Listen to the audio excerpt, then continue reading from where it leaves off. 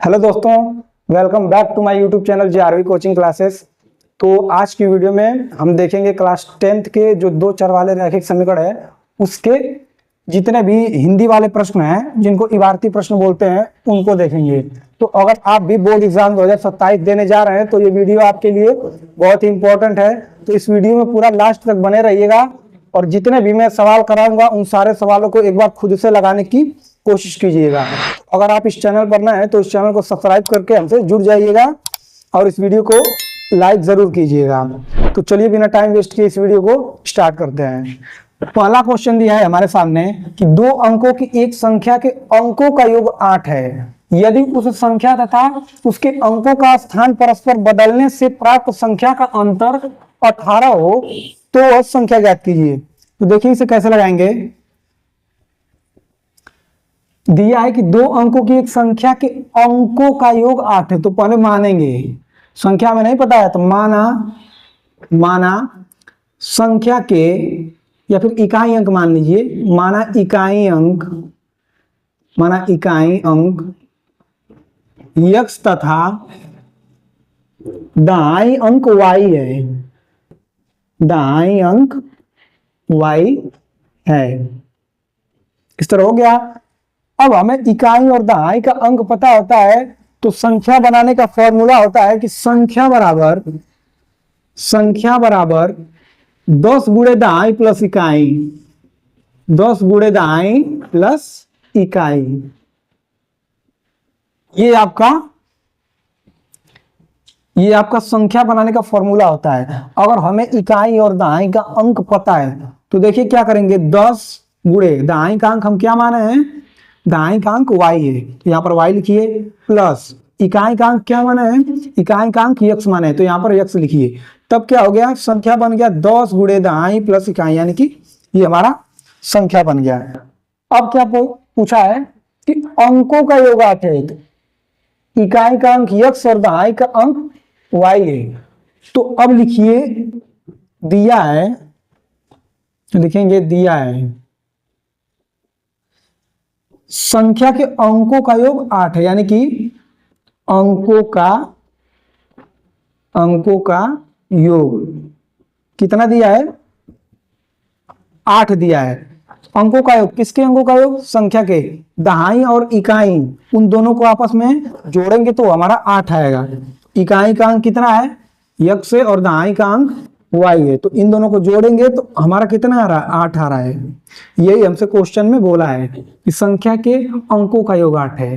अंक x मान लिए और y मान लिए तो इनको जोड़ रहे हैं तो 8 आ रहा है। अब ये हमारा बन गया समीकरण नंबर 1। अब आगे दिया है कि यदि उस संख्या, जब हम अंक ये मान लिए हैं तो संख्या क्या बनेगी, ये हमने बनाकर आपको दिखा दिया है। ये आपकी संख्या बन जाएगी। अच्छा, अब दिया है तथा उसके अंकों का स्थान परस्पर बदलने पर, जब इसके अंकों को स्थान मतलब इसके अंक के स्थान आपस में बदल देंगे से प्राप्त संख्या। अब देखिए, अब आगे लिखेंगे कि अंकों का स्थान परस्पर बदलने पर क्या हो जाएगा, यानी कि जहां पर इकाई है वो दाई हो जाएगा, यानी कि ये ऐसे हो जाएगा। इकाई की हम x माने थे तो वो दाएं की जगह आ जाएगा। तब क्या हो जाएगा, पर बनी नई संख्या, बनी क्या हो जाएगा 10 और उसके बाद इसको बस पलट देंगे, यानी कि इकाई को दाएं कर देंगे, दाएं को इकाई कर देंगे तो x की जगह y हो जाएगा, यानी कि यहाँ पर y हो जाएगा और y की जगह x हो जाएगा, x और ये प्लस बीच में ऐसे ही रहेगा। इतना हो गया। अब बोला है कि प्राप्त संख्या, तो प्राप्त संख्या इतना हो गया का अंतर 18 हो।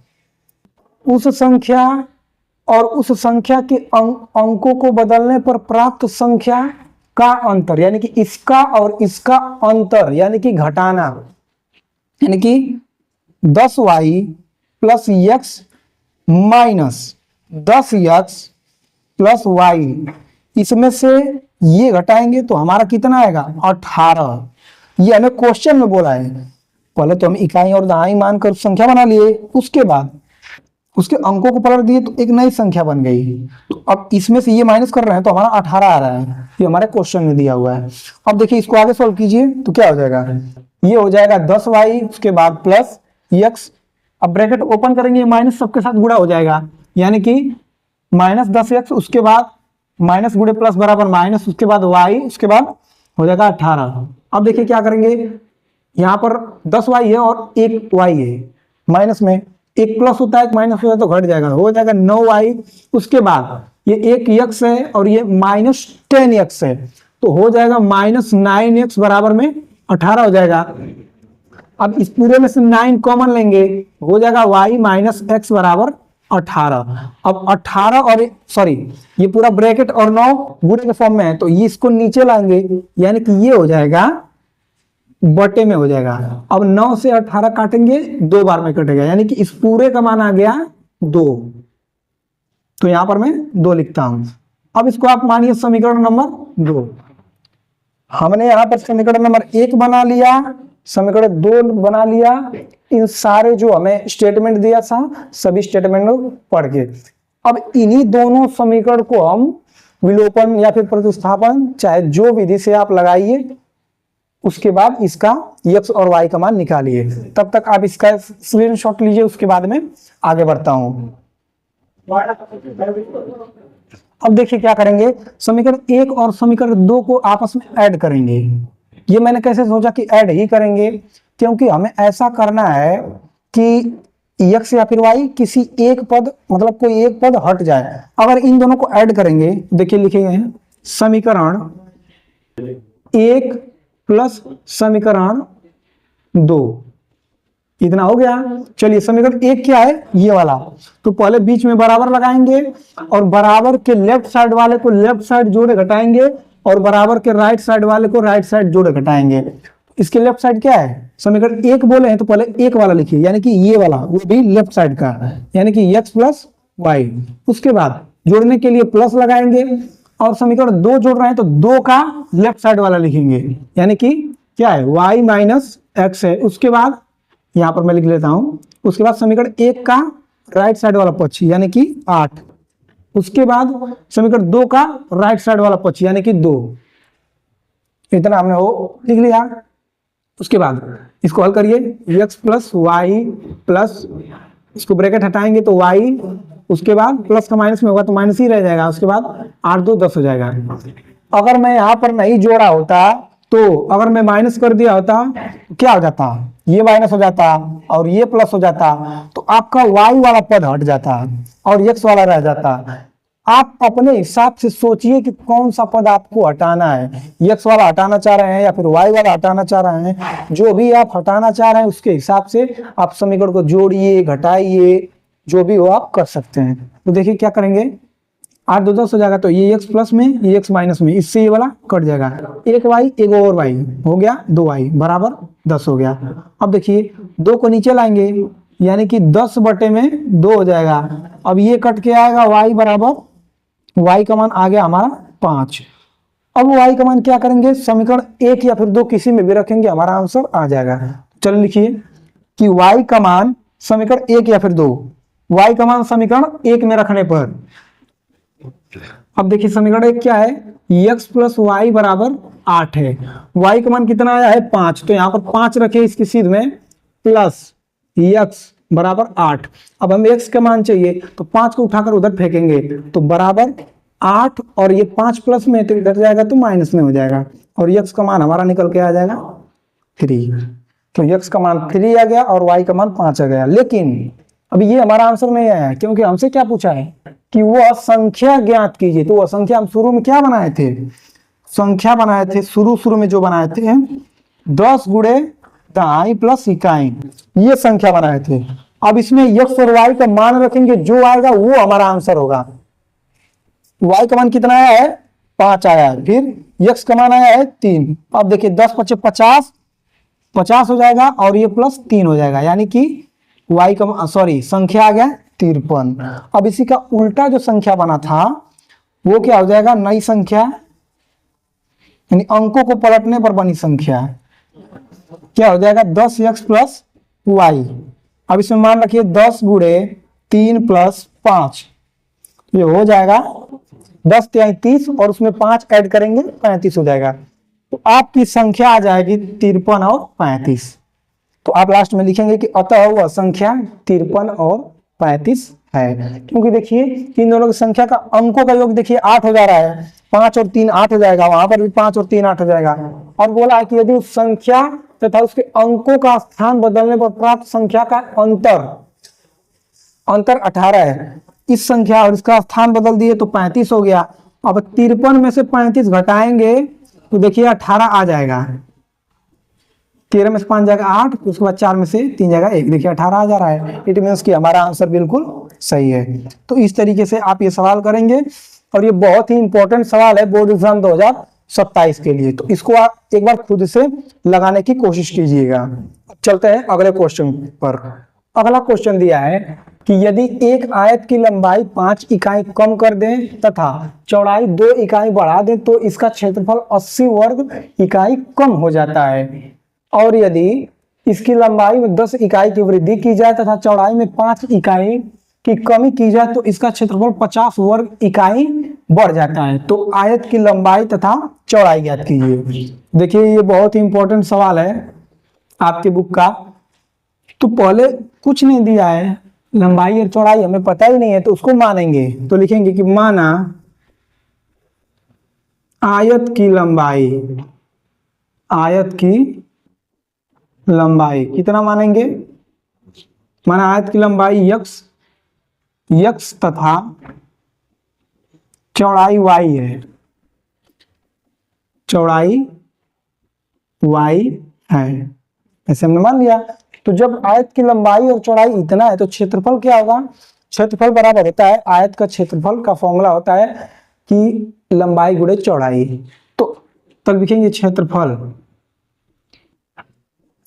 क्या हो जाएगा, लंबाई गुणे चौड़ाई यानी कि x गुणे में y, ये आपका क्षेत्रफल निकल जाएगा। अब बोला है कि यदि एक आयत की लंबाई 5 इकाई कम कर दें, लंबाई क्या करें 5 इकाई कम, यानी कि इसमें से -5 करेंगे। अब देखिए प्रथम शर्तानुसार लिखिए, प्रथम शर्तानुसार क्या बोला है, यदि लंबाई 5 इकाई कम कर दें तो क्या हो जाएगा, x - 5 इकाई हो जाएगा। क्यों, क्योंकि यहाँ पर 5 कम करने के लिए बोला है, वो भी लंबाई में से। तो लंबाई यहाँ पर x इकाई में आप लिख देंगे कि x इकाई तथा y चौड़ाई y इकाई है। तो लंबाई क्या करेंगे 5 इकाई कम कर देंगे तो 5 माइनस कर देंगे। और क्या दिया, चौड़ाई 2 इकाई बढ़ा दें, यानी कि चौड़ाई को क्या करेंगे 2 इकाई बढ़ा देंगे, क्या हो जाएगा y + 2 इकाई, कितना हो जाएगा, चौड़ाई को 2 इकाई बढ़ा देना है। तो दिया है कि इसका क्षेत्रफल जो है 80 वर्ग इकाई कम हो जाता है। तब इसका क्षेत्रफल क्या होगा, क्षेत्रफल क्या हो जाएगा, देखिएगा। अब क्षेत्रफल जो होगा, अब इस लंबाई और इस चौड़ाई को मल्टीप्लाई करेंगे तो हो जाएगा x - 5 और दूसरे ब्रैकेट में हो जाएगा y + 2, यानी कि y + 2 और बराबर क्षेत्रफल जो हो जा रहा है वो बोल रहा है कि 80 वर्ग इकाई कम हो जाता है। तो पहले तो इतना था, लेकिन अब हम लंबाई इतना घटा दी और चौड़ाई बढ़ा दी, तो क्षेत्रफल जो होगा शुरू में तो इतना था, लेकिन उससे और 80 वर्ग इकाई कम हो गया। तो इसमें से 80 वर्ग इकाई ऐसे घटा देंगे। अब इसको हल करेंगे तो देखिए क्या हो जाएगा, x का इसमें करेंगे तो xy हो जाएगा, उसके बाद x का 2 में करेंगे तो हो जाएगा 2x, उसके बाद -5y, उसके बाद -5 गुना के 10 हो जाएगा, फिर बराबर xy, उसके बाद -80 हो जाएगा। अब xy यहाँ पर भी है, यहाँ पर भी है, तो इससे ये वाला कट जाएगा। इससे समीकरण क्या बनेगा, 2x - 5y और ये -10 है तो इधर जाएगा तो +10 हो जाएगा, +10 और -80 इतना हो जाएगा। अब देखिए 10 में से 80 घटाएंगे, उल्टा घटा रहा है तो -70 आएगा। तो यहाँ पर मैं लिखता हूं -70, और ये आपका बन जाएगा समीकरण नंबर 1 हो जाएगा। इसी तरह सेम टू सेम आगे भी करेंगे, तब तक आप इसका एक स्क्रीनशॉट लीजिए, उसके बाद में आगे बढ़ता हूं।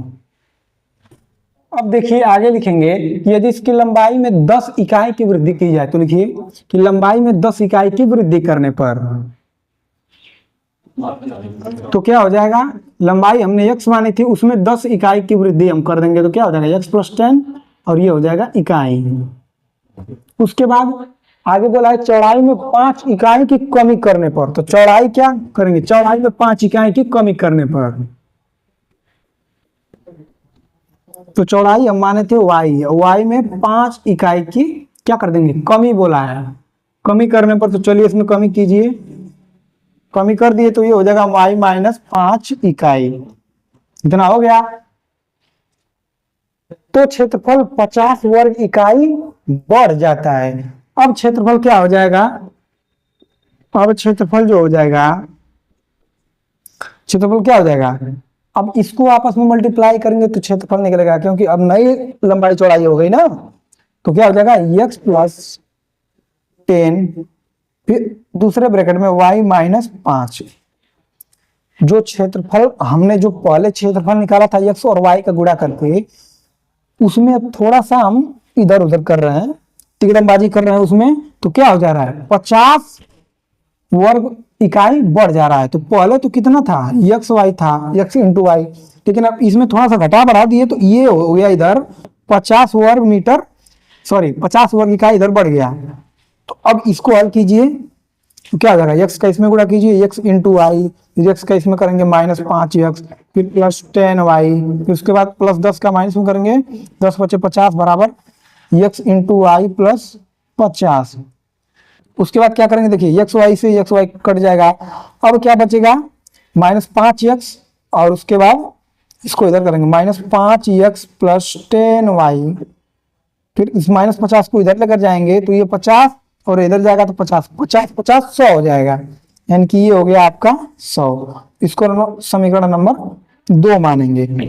अब चलिए क्या करेंगे, अब समीकरण 1 और 2 को हल करेंगे। तो आप इसका एक स्क्रीनशॉट लीजिए, उसके बाद में आगे चलता हूं।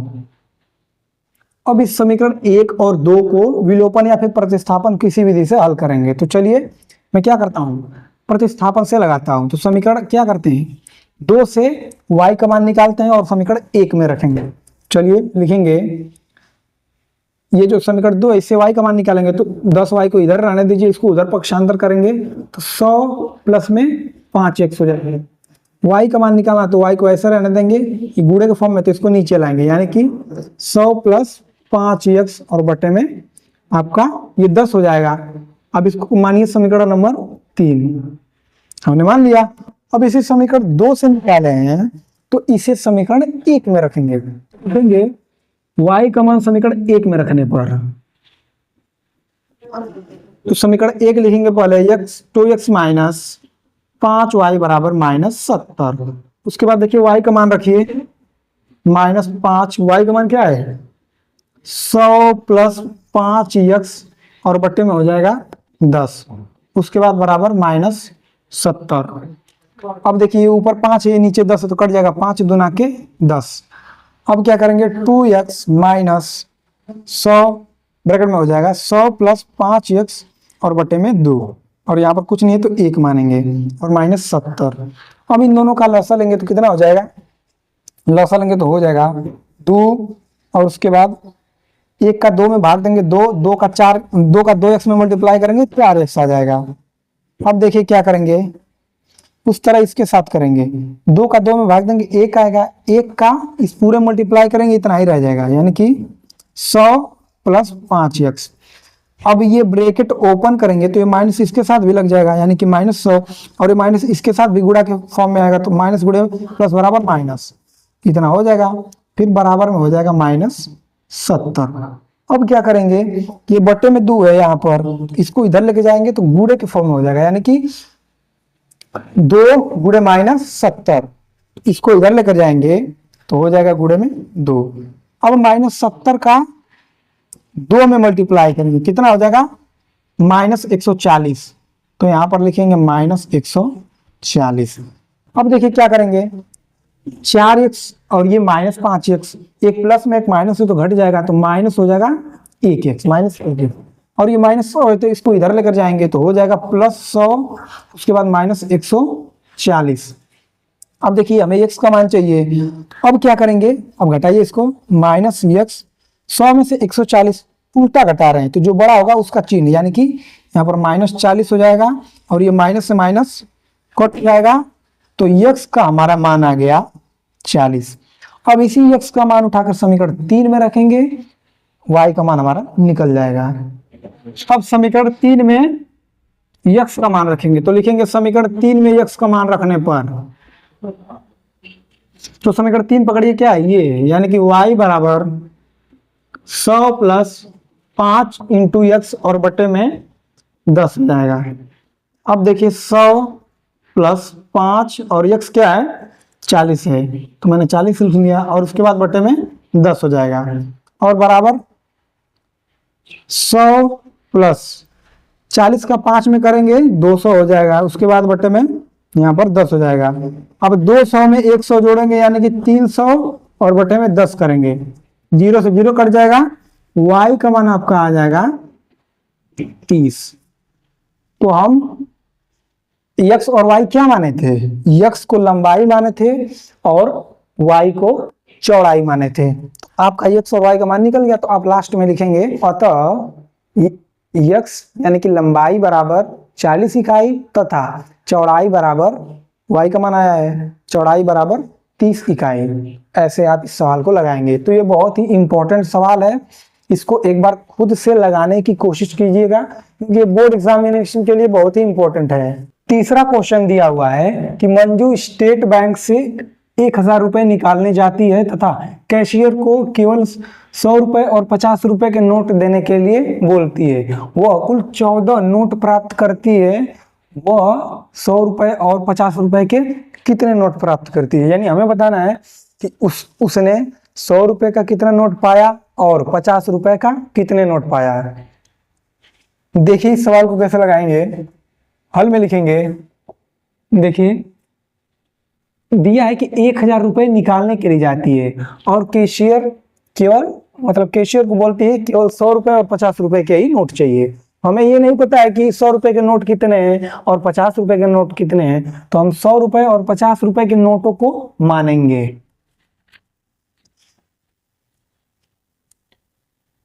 तो लिखेंगे कि माना 100 रुपए के नोटों की संख्या, नोटों की संख्या 100 रुपए के नोटों की संख्या मान लेंगे x तथा 50 रुपए के नोटों की संख्या y मान लेंगे।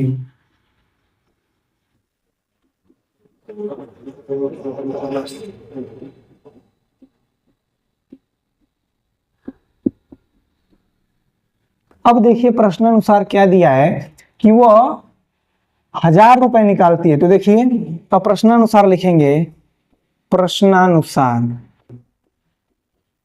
प्रश्नानुसार ये समीकरण बनेगा कि 100 गुणे x प्लस 50 गुणे y प्लस सॉरी बराबर कितने हो जाएंगे 1000।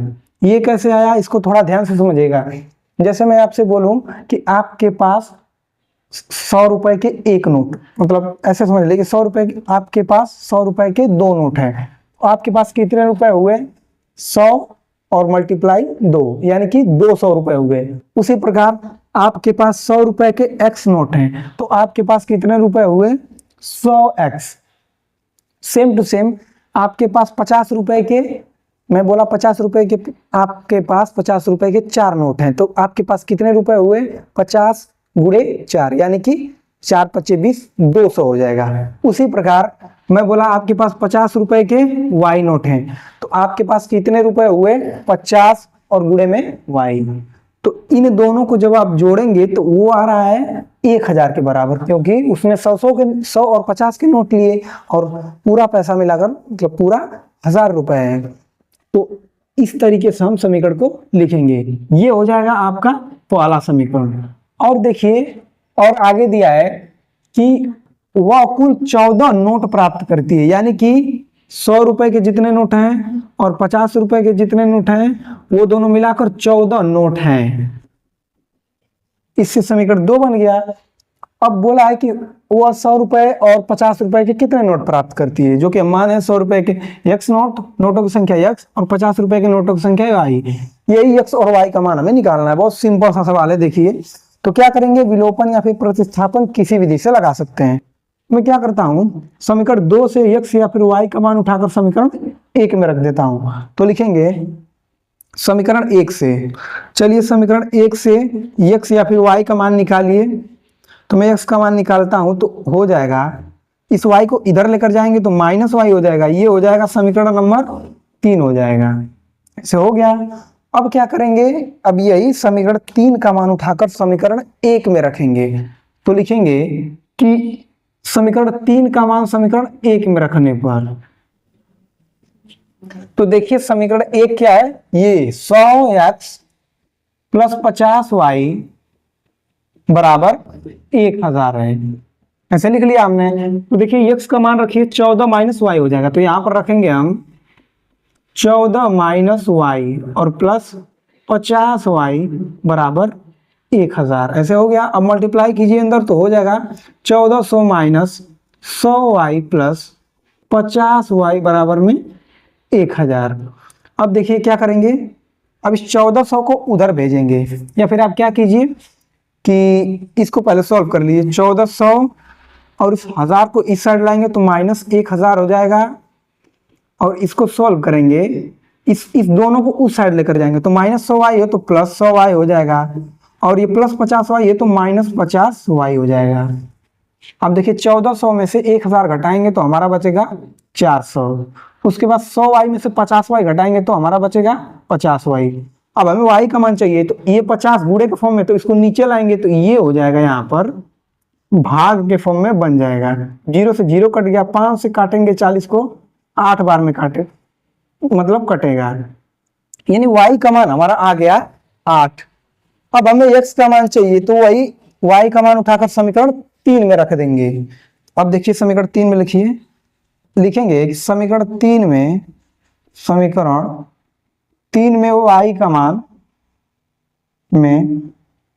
y का मान रखने पर